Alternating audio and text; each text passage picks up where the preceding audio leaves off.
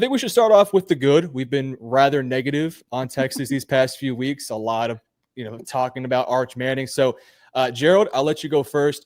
Give me your what was the best thing about this game besides Arch Manning, and then a little bit about Arch too. Yeah, well, Arch is like the big good, right? And I'll come back to that. But I think, Texas, I clinched up a little bit every time Jarrett Gibson carried the football because he's had the fumble issues. And so that's a good thing to see is that, again, it's Sam Houston State, but a guy like that has put the ball on the ground against lesser opponents in the past. And so if Texas is going to continue to have issues with health at running back, we don't know where CJ Baxter's status is. We don't know what Trey Wisner's status is. So Jarrett Gibson getting in the rhythm, looking like the back that we thought he was going to be. Christian Clark getting back in the rhythm. Even James Simon having some moments where he popped and kind of showed some patience that he was lacking last week. To me, that feels really good to see because, again, we're not sure about the health of the running backs. And I do have to shout out, we obviously, Arch Manning is the big thing we want to talk about. The deep ball. The deep ball seems to be connecting 5 of 5 on routes longer than 15 yards for 154 yards. Like that story of the game for me. B-Russ?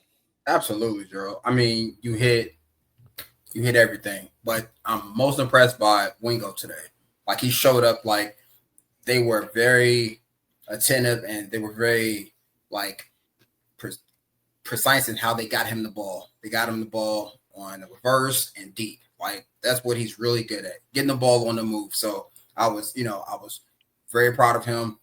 Very, very excited for that deep ball connection to show up today twice. You know what I mean? Like those are plays that are game-changing plays versus better opponents.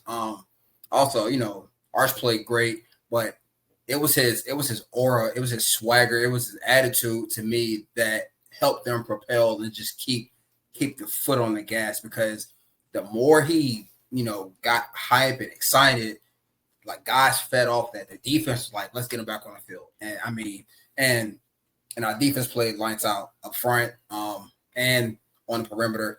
We were smothering those guys. So I wasn't expecting anything less than that, but to see it from the first drive all the way to those guys came out was very impressive. Even the second unit, when they got in, they moved the ball and they got stops. So I really love that team's attitude and the way they came out to just start the game. I'm big on how you start the game. Finishing is great, but if you don't have to put yourself in bad situations, don't do it. So I'm very, very, very happy about how those guys started the game and just the confidence and the aura and the swagger that they played with while they were out there. Matthew, you're here with us. Let's hear your initial thoughts and then some positives from the game. Okay, yeah, I'm back just like the Texas offense, hopefully. So Arch was really good, and this is the thing, like I've been hard on him for the 3 games beforehand, even though we played, or 2 games at least, where we played crappy competition. So I'm going to give him a lot of praise for this. Like he hit the plays that were there. I agree. This team had more fun tonight. You could tell that. And that's something they need to do. They were not playing loose the first couple of weeks. They finally played loose. And listen, this defense is going to keep them in games. I don't need Arch Manning to win the Heisman Trophy. I need Arch Manning to be a B- quarterback. If he's a B- quarterback and the defense is who I think they are, this team can win 10-plus games, get to the playoffs, which is the goal of this Texas team. I mean, for God's sakes, I thought Clemson had a chance to win the national championship. That team isn't doing nothing. So you have to readjust your expectations a little bit. So I don't think Texas right now can win a national championship. Maybe that changes, but I think they can get to the playoffs if you just get this type of performance and this type of swagger from Arch. There's obviously still concerns, and we'll get to those later, but I definitely think Arch deserves a lot of credit for tonight. Yeah, I'm kind of piggyback what you guys said. I really loved the energy he brought to this game. It's felt like he's sort of come out these past few weeks very flat. When he was going down and scoring touchdowns, I mean, he got in dudes' faces. He was yelling on the sideline. He pushed Steve Sarkisian at one point.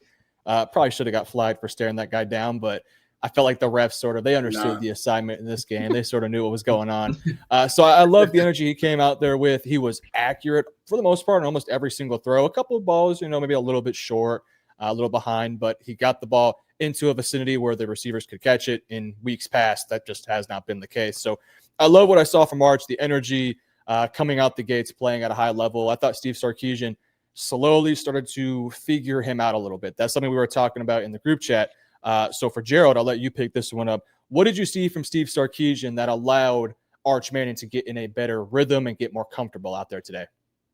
Yeah, there were a couple things. One, I think we saw some early designed runs. There was a QB power that I don't think we had seen yet from him. That was just something that that's not something that I even thought was in Sark's bag. And so we talked about, last week we talked about Monday and Tuesday. Like, if you're this offensive genius, figure out how to get this quarterback going in ways that work for him. We saw that. We saw some of the sideline to sideline game with DeAndre Moore and Ryan Niblett getting in the game, kind of giving them the ball in their hands and saying, hey, you're a better athlete than the other guy. So like, just go out there and do that.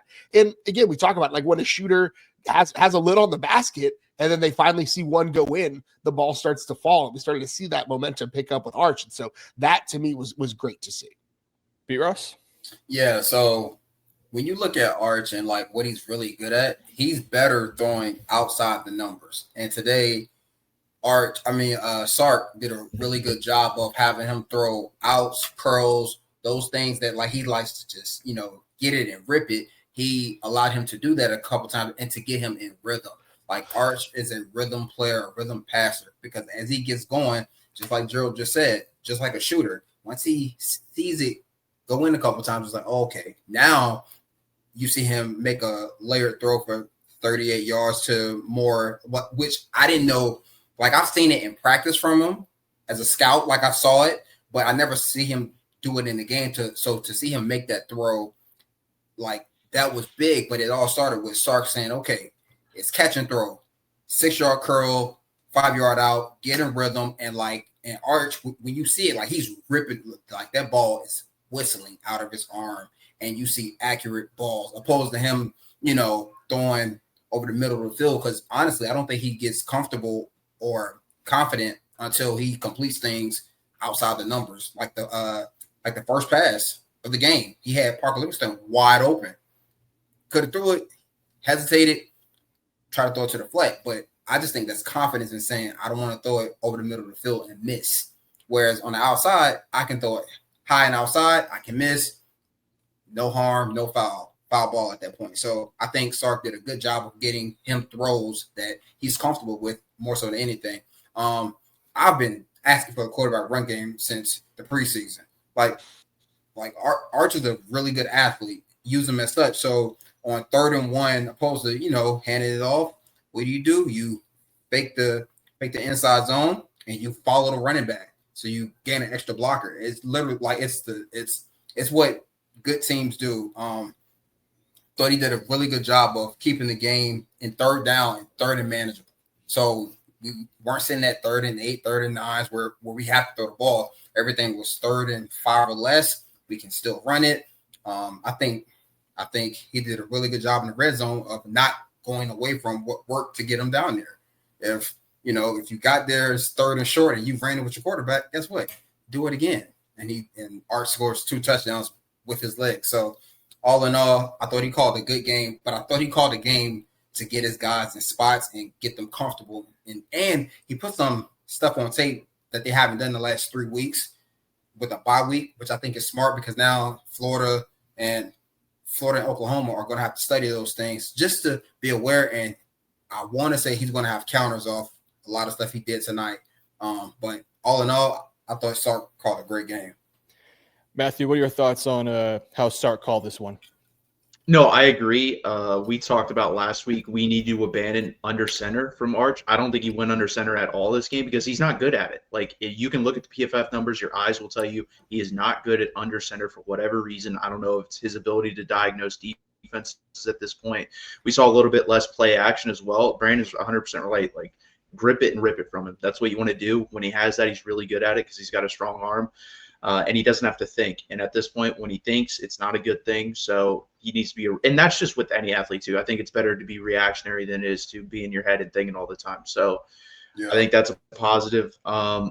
It's going to be interesting if Trey Wisner's truly hurt and CJ Baxter's truly hurt and they can't go versus Florida, like who's getting the majority of the carries versus Florida. I think that's going to be an interesting thing that Sark's going to have to think about.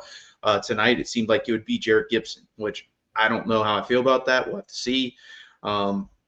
But overall, I think it was a good game plan. I agree. Get the ball out quick, get it to your playmakers. We finally saw Ryan Wingo go off. I think it was about damn time. I think that's how every Texas fan feels when they saw him catching that deep ball and the other passes over the middle. And what I saw from Arch tonight, too, what I liked, he changed up the tempo on his passes. They weren't all 100-mile-per-hour fastballs. There were some touch passes in there, which was like, okay, he does have that in his bag. Which to me, again, he was just in his head. Like, that's what this game proved to me. It's like, what the hell were you? I would love to know, get into mind, and like, what were you think the past, 3 weeks? Because it had to be something crazy. I mean, the pressure he probably put on himself doesn't help, but I do think Steve Sarkisian helped him out tonight. I think overall the offense had a good game plan, and I think they executed better than they have so far this season. Yeah, And they used your pistol, Matthew. Yes, they did use the pistol. Yes. I don't know why it took so long, but finally we got back to that. Yeah, on Tuesday, when me and Gerald did our live stream, we talked about the interview that Arch Manning had and just how the vibes were off. Prior to the game, Chase Daniels, who did the commentary for the game, he put out something on his Instagram talking about the week of practice that Arch Manning had. And he talked about a moment where Arch made this really tight window throw, and he went up to the face of the defense and said that he's back and that he feels like himself again. It felt like he played like his former self. He looked like he played more like his Mississippi State self. The version of Arch that we loved last year, it felt like we started to kind of get that guy back. So with that said, we'll talk a bit about Arch a little bit later in the show after we talk about the bad. But what is our confidence level now, seeing the ugly of Arch for the first 3 weeks and now having this really good game? Are we feeling good heading into the bye, or are we feeling still a little on shaky turf? I'll start off with B. Ross first. Yeah, so I wasn't too concerned because, he's still a sophomore. Like, he's still a kid. He's still young. Like, the world put a lot of expectations on him because of his last name. Because if his last name was Janikowski, and it'd be like, oh, he's a good player, but he's not ready. But confidence, I'm still very confident in Arch because play caller and quarterback is a marriage. And once your play caller truly understands what you like, what you're good at, and the quarterback truly understands what the play caller is trying to get to, or how we're trying to attack, who we're trying to get the ball to, once those things sync and marry up, like all the talent we know he has will show up consistently. And he will become a more consistent player. Like, we'll see games where he's 65, 67%, and we were like, damn, it's kind of a bad game. Why? Because he's been going 72, 73%. So to me, his floor and his baseline of play will go up, which means therefore his ceiling is going to be so high. But all of that again comes with timing and doing it. You got to think this whole group fourth game together, fourth live game. So I was never too concerned, but I'm more confident that now that Arch seems to have more confidence. Because if he doesn't have confidence in himself, it doesn't matter what any of us think, no matter what Sark calls. So I'm very confident in Arch. I'm extremely confident in that defense. So that's why I'm really confident in Arch, because they allowed him to grow. They're allowing him to grow as a quarterback, allowing this offense to figure out who they are, because we still don't know, because we haven't been healthy, which is the scary part. We haven't been totally healthy since the first week of the season, a really good defense, and we lost by 7 points. I'm so confident in this quarterback and this play caller in that offense, because they're only going to get better as they have more time together. Matthew, what are your thoughts on this? Yeah, I agree. This defense gives me so much confidence because I've seen what the next opponent looks like offensively. And honestly, if we score 17 points, we're good. I really believe that.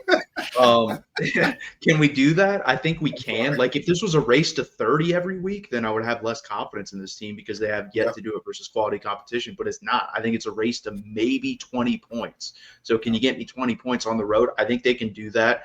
It is going to be a big deal if we can get one of the two lead backs back.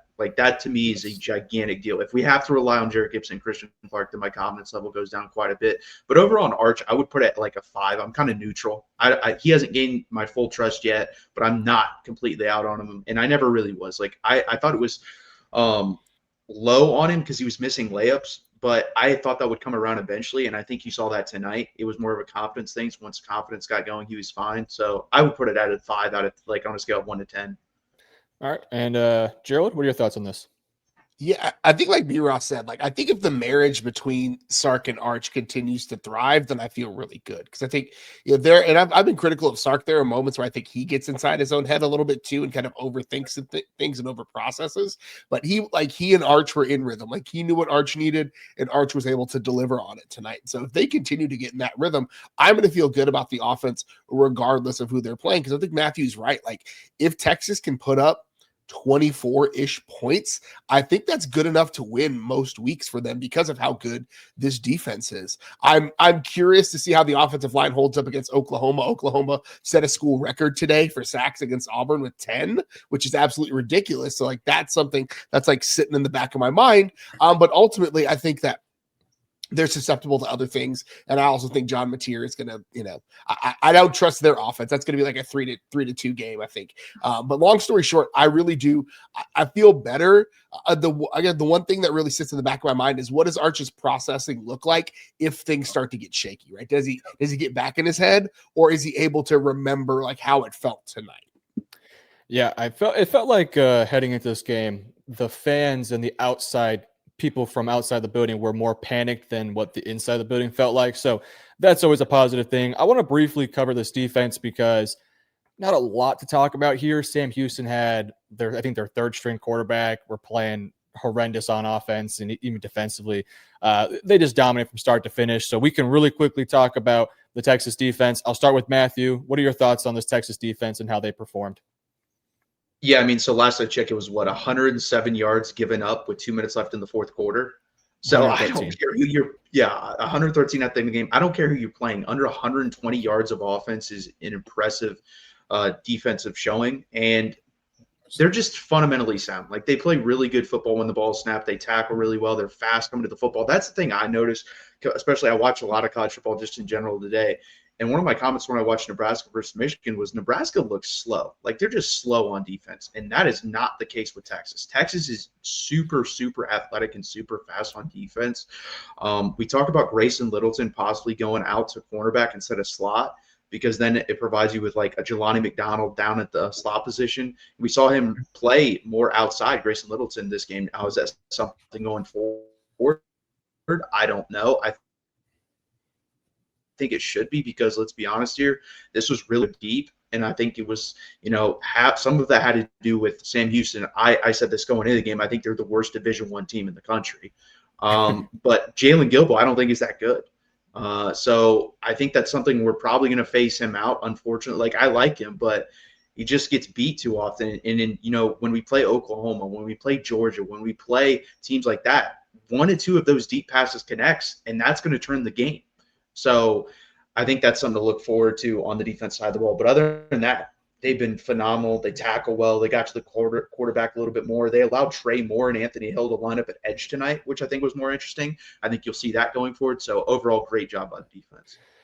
Gerald? Yeah, so you said 113 yards, I think was the total. But in a game like this, I always like to look at the third quarter stats because let's be real, like the starters left after the third quarter, 95 yards, 0.6 rush yards per rush. Like that is absolutely ridiculous. And there are some things like you can find pimples on the prom queen, right? Like I think the starting edges only had 2 sacks. But ultimately, like the defense is good, right? The defense is good. The interior of this defensive line, I think, is probably the strength of this unit. And I wasn't sure about that coming into the year. And so I feel really good because this is a defense. Pete Kwiatkowski's system really thrives when that interior is solid, when you've got your defensive tackles that can occupy multiple blockers. And they showed that week in and week out that regardless of the level of competition, they were doing that against Ohio State, right? It's like that the interior continues to get better each and every week. And that to me is a sign of big things to come. And B-Ross, what's your thoughts? Yeah, I mean, Matthew, you hit it on the head. They're playing fundamentally sound. Like, I watched every game probably 2 or 3 times now, and we don't do a lot on defense. It looks like it. We run cover 3 match, and we run cover 3 zone where they was allowed to play with vision. We run cover 1 pressures and we run cover 2 where we'll see Taft come down in the middle and he's really the Mike linebacker at that point. Like, that's it. We don't run a lot of exotic stuff. Like, the pressures up front are kind of different week in and week out. He'll throw in some zero, but Coach Pete has those guys playing like lights out, but they're playing fast and physical. To Matthew's point, I watched so much college football today, but I'm looking at teams just run to the ball. I'm like, you just let a 4-yard run turn into a 12-yard game because you're not running to the ball, where you see our guys at every level, like they're hunting the ball down. Like it's like, I want to get there first. So, and it's been like that every week. Like, this isn't a new thing, but seeing it week in and week out just tells me that this is their culture. This is their standard. Grayson Littleton ability to play on the outside is going to be big. And what I loved seeing for him today was he got up and those guys facing challenged him. Like, just in terms of him just working on what he needs to work on to learn how to get hands on receivers. I thought that was really big for him. And I'm going to put this out there. Trey Moore is going to be pivotal to this defense. And I say that because he plays on the edge, but when the second unit came out, he went the inside backer. And I'm thinking they're doing that because he's going to have to do that more and more as the season goes on and get comfortable playing beside Hill, because he's a better athlete than a LaFau. Like, just putting it out there. Like, on third down, that's a guy who can drop in the coverage, he can rush. But like, Trey Moore is going to be like, just watch. He's going to be very big for us because he's so versatile. Like, he's a guy, he can be a mismatch problem. But all in all, our defense, to Gerald's point, we're so strong up the middle. It makes it hard not to be good everywhere else. Because if you can't run the ball up the middle, then it just limits you in so many ways. I think the way we hit people, like Taft today, when he came down on that third down, I don't think people understand, he was dead wrong technically, because it's Tampa 2. He's the deep middle. And he saw the rush get there. He saw what was coming and left his job and just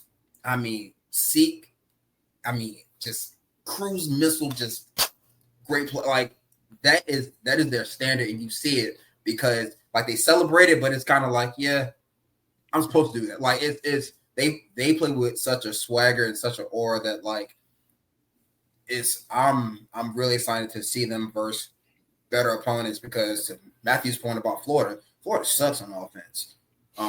So we can hold them to 7 points and we'll beat them with no problems. And as we go later in the year versus better teams on offense, that defense and their ability to cover, rush the passer with 4, like that gives us a huge chance to, make great things happen.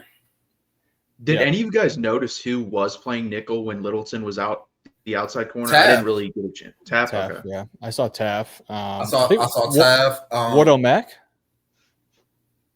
He I might thought I have saw been. Wardo Mack in there a little bit. Yeah. Yeah, And maybe Jelani on Yeah. a couple snaps. It's just, I mean, and you can rotate Gilbo inside too. would you? I am higher on Gilbo than you guys.